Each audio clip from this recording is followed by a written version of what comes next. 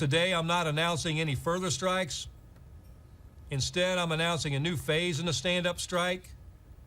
Moving forward, we will be calling out plants when we need to, where we need to, with little notice. So stay ready.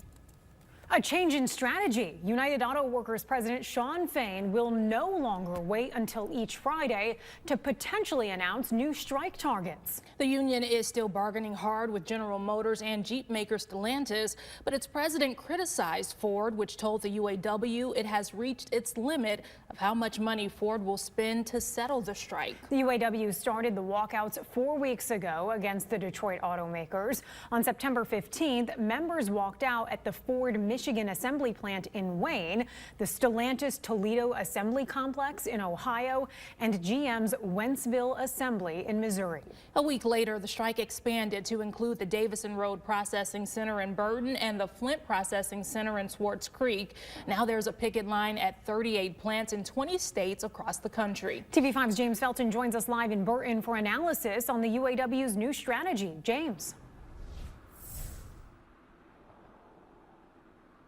Today we learned the strike is not expanding, but UAW President Shawn Fain has promised to keep the big three guessing.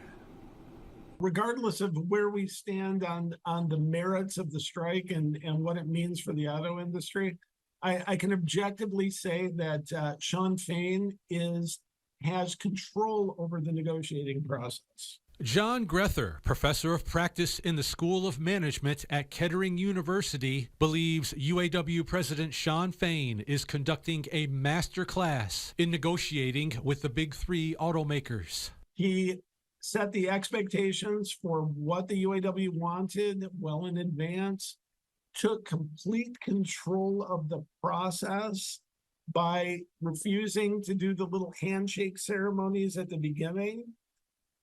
Set it up as he was going to make the rules. It was not going to be a collaborative process. And then he's managed the optics.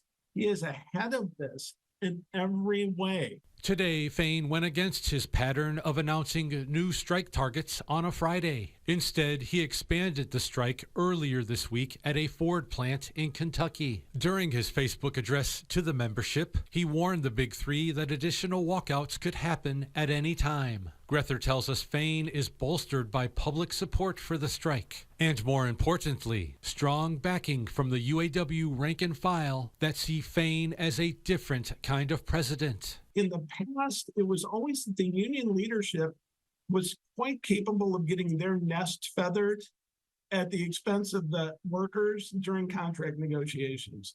And Shawn Fain is leading from the front lines. And I think that is, I don't know if it's masterful. I think it's certainly caught the big three off guard.